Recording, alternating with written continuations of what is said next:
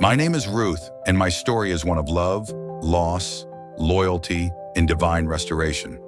When I look back on where I came from and where God brought me, I can only say, what a faithful God we serve.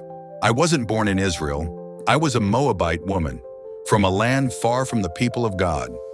But one day my life changed forever when I met a man named Mahlon, an Israelite who had come to Moab with his family because of famine in their homeland. He was kind, gentle, and his family welcomed me.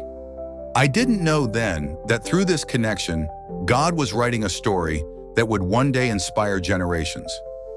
For a while, life was good, but then tragedy struck. My father-in-law, Elimelech, died. Then my husband and his brother died too. In one season, everything I loved was gone. We were 3 widows, Naomi, my mother-in-law, and her 2 daughters-in-law, Orpah and me, left alone in sorrow and uncertainty. Naomi decided to return to her homeland, Bethlehem. She told us to stay in Moab, to find new husbands, to start over. Orpah wept and said goodbye, but something in me couldn't leave Naomi. I remember holding her hands, tears streaming down my face, and saying the words that would forever define my life. Don't urge me to leave you or to turn back from you. Where you go, I will go. Where you stay, I will stay. Your people will be my people, and your God, my God. Those were not just words, they were a vow.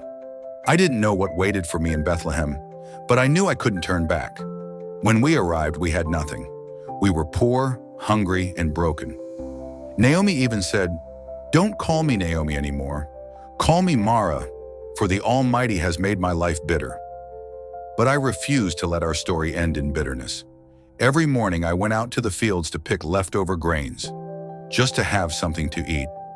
It was humbling work, but I believed that God was still with me, even in the dust and sweat.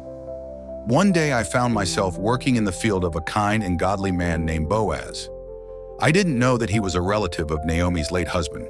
We were 3 widows, Naomi, my mother-in-law, and her 2 daughters-in-law, Orpah and me, left alone in sorrow and uncertainty.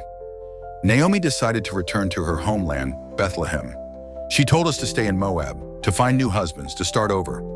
Orpah wept and said goodbye, but something in me couldn't leave Naomi.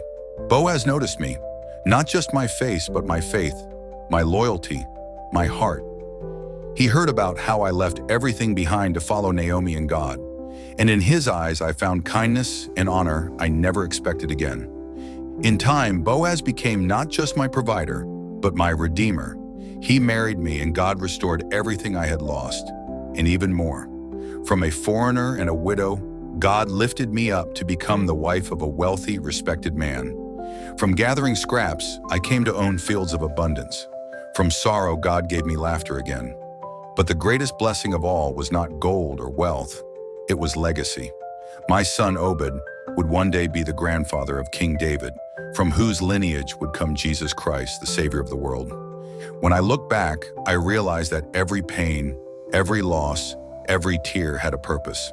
Sometimes God takes us through broken roads just to lead us to divine destiny. I didn't understand it then, but I see it clearly now. My pain was preparing me for my promise.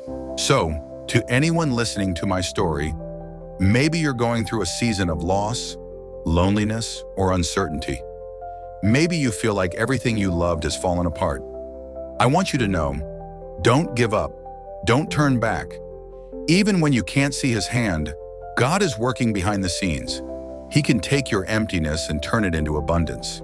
He can take your mourning and turn it into dancing.